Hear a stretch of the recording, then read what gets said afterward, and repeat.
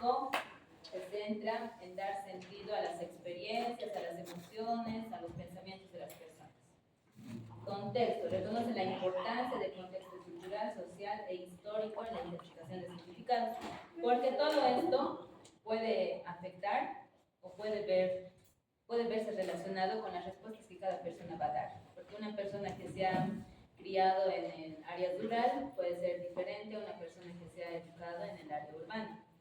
O también una persona que ha vivido con sus padres toda la vida va a dar respuestas diferentes a una persona que ha vivido solo desde pequeño o se ha criado con sus abuelos, tal vez. Subjetividad. Acepta que la subjetividad del investigador influye en el proceso interpretativo. Eso lo han repetido ustedes varias veces. Ya espero que recuerden ahora, que no se hayan olvidado. El investigador influye mucho en la interpretación de los resultados, o en cómo va a guiar las preguntas, cómo va a formular las preguntas, y en la interacción que va a tener con el sujeto. Diálogo. Promueve un diálogo dialógico donde la interacción entre el investigador y el objeto de estudio es fundamental para la comprensión. No hay que tener sesgos tampoco aquí y decir, o no se van a charlar sí con el sujeto, pero no se trata de interactuar de una manera como amigos, por ejemplo. Decirle, ¿cómo te sientes hoy, por ejemplo? Saúl me va a decir su respuesta. Entonces, a partir de eso yo podría decir, sí, ¿sabes qué? Esto así, y yo te aconsejo que hagas aquello. Entonces ya están hablando un poquito más allá. Lo que tienen que hacer es centrarse en la respuesta que la persona podría brindar y a partir de esa respuesta diseñar otra respuesta más o otra pregunta más, ¿ya? Que serían las entrevistas semiestructuradas, por si recuerdan. ¿Ya? Ahora, estos son algunos ejemplos. Tomen en cuenta, para el paradigma hermenéutico no podemos generalizar los resultados. ¿Por qué? ¿Alguien me puede decir por qué? En el paradigma hermenéutico, los resultados no se pueden generalizar. O sea, no puedo decir yo... exacto. Cada persona es diferente, las respuestas son personales. No puedo yo ahorita preguntar a Velasco cómo se siente, a Sergio cómo se siente y me dicen bien. Entonces todos se sienten bien, no puedo generalizar de esa manera. En el paradigma positivista es lo contrario. En ahí sí podemos generalizar datos. Ahora, paradigma sociocrítico, que nadie lo está usando. ¿Por qué ahora, Cristian, te dije que no en la última? Porque, en este ejemplo, ejercicio físico y síntomas del ovario poliquístico. El problema acá tal vez se centraría en el ovario poliquístico, pero este es un factor que se sale de nuestras manos. Y para el paradigma sociocrítico, tenemos que hacer investigación y cambiar la realidad. ¿Para qué vamos a hacer investigación si no es para cambiar la realidad? ¿De qué manera podemos cambiar esta realidad? Entonces, si es un factor biológico, es un factor genético, algo que prácticamente está fuera de nuestras manos. Lo que sí podríamos estudiar tal vez sería la concientización de que se adapten los ejercicios físicos para personas con síntomas de ovario poliquístico. Eso sí podríamos hacer, pero no estaría cumpliendo en sí todas las características del paradigma sociocrítico. Creo que comienza primero de una manera positivista, dice, y luego se parte a concientizar y... Podría ser, pero no va a cumplir completamente. Tal vez estabas pensando que se estaría cumpliendo porque el paradigma sociocrítico es mixto, cualitativo o cuantitativo. Tal vez de esa manera sí. ¿Ya? Ahora sí, con esto vamos a terminar. Estamos recordando. Hoy teníamos que llegar hasta acá. Tipos de investigación: exploratoria, descriptiva y correlacional. Pero como hemos tenido que explicar algunas cosas y como no recordaban conceptos básicos, hemos tenido que repasar. así, diseños de investigación. Tenemos dos diseños, experimental y no experimental. Dentro del diseño experimental, ¿qué tipos tenemos? ¿Verdad, Jenny?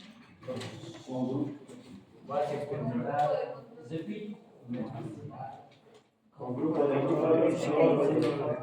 ¿Diseño? ¿Cuáles son los dos tipos de investigación experimental?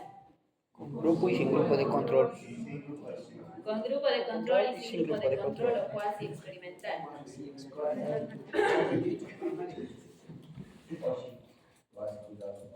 Este es el ejemplo para la investigación experimental con grupo de control. El grupo de control nos sirve para hacer la comparación. Tenemos ambos grupos, ambos tienen que ser similares. Y lo que vamos a hacer es, un grupo va a ser el grupo experimental y el otro el grupo de control. A este grupo podemos dividirlo en dos. Ustedes pueden ser el grupo experimental y ustedes el grupo de control. En un primer momento lo que debo hacer es un diagnóstico para saber cómo estamos iniciando. A partir de ese diagnóstico realizan su experimento. Aplico, acá está su experimento, es el agua. Le echo agua a una maceta. Antecitos, a ambas macetas se les ha echado la misma cantidad de semillas, el mismo abono, la misma maceta del mismo material. Se les ha puesto en el sol a los dos. Solamente a uno, que es el grupo experimental, se le ha echado agua. ¿Qué es lo que va a pasar después de un tiempo? Que la maceta que tiene semillas y se le ha echado agua va a empezar a germinar. Y el otro estaría haciendo el control. ¿Qué es lo que va a pasar?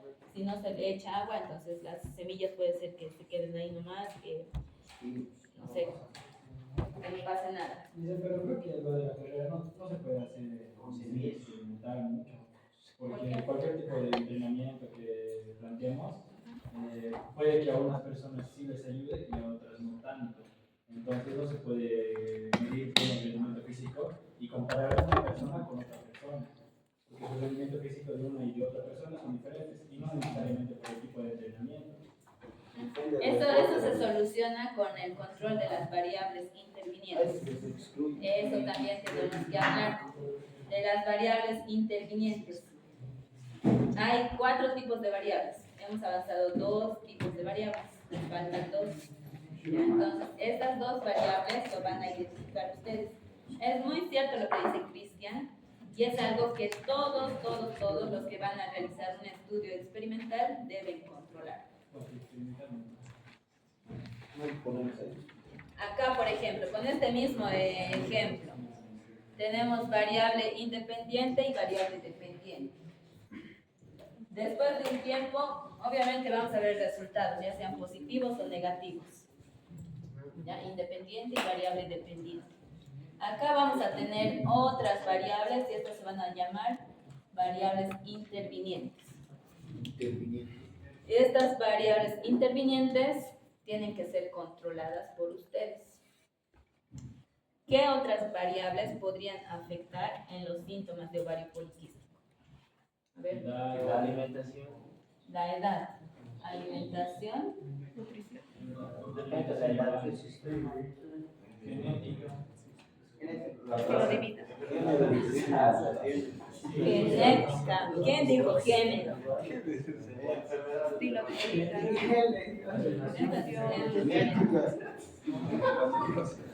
Edad, genética, ¿qué más? Los medicamentos que está consumiendo. Tratamiento. Miren, ustedes están diciendo varias variables. Ya, entonces todo eso son variables intervinientes. Podemos encontrar algún efecto en esta variable, pero no siempre podría ser a causa de la variable independiente, que por lógica estamos entendiendo que es la causa, sino podría ser a causa de estas otras variables. Estas variables ustedes deben identificar y controlarlas. Que nadie consuma medicamentos o que todos sean de la misma edad. La genética, esto tal vez va a salir de nuestras manos, pero podemos hacer algunos estudios médicos. Pero de esa manera manera se deben controlar esas variables intervinientes. Vamos a hablar un poquito más de esto en las siguientes clases. Pero para que vayan considerando ahora y vayan pensando cuáles serían sus variables intervinientes. Ustedes ahora, último, estudio experimental sin grupo de control o cuasi experimental. Es similar a este ejemplo, a ver. Similar a esto, simplemente que no tenemos al grupo de control, solamente tenemos una maceta. En ese mismo grupo hacemos la comparación con sus mismos resultados en un primer diagnóstico, que sería en la preprueba. Prueba, preprueba, postprueba. Sí, en la preprueba. Hacemos un diagnóstico, eso se conoce como preprueba, aplicamos el experimento, volvemos a diagnosticar después del experimento y eso se conoce como una postprueba. Hacemos la comparación de la preprueba con la postprueba y encontramos cuáles serían las diferencias. El estudio experimental sin grupo de control no significa que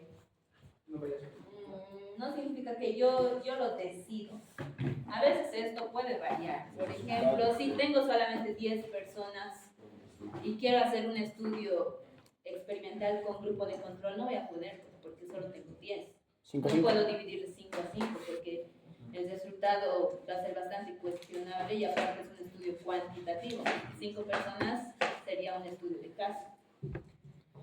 Entonces, necesariamente tienen que ser arriba de 10, 15 personas, sí o sí. Si solamente tengo 10 personas, voy a tener que optar por un estudio cuasi experimental. Es una opción. También por el tipo de investigación que tengas.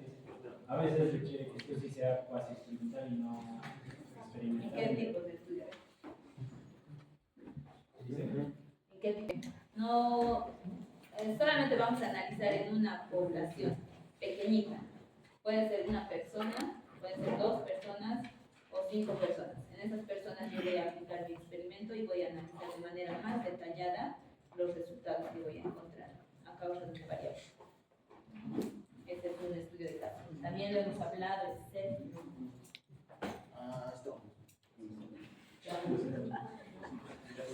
Tarea, ¿qué van a hacer ahora? Para mañana ya hay tarea. ¿Quién les ha preguntado?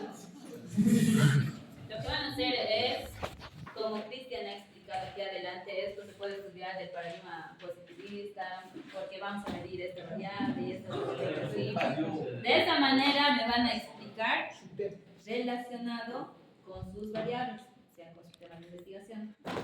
Paradigmas y diseño, hasta ahí hemos quedado. Me van a decir si es diseño experimental con grupo de control o sin grupo de control. Ya para la siguiente semana. Para el día lunes de la siguiente semana. No se olviden que para mañana tienen tarea, planteamiento del problema y justificación.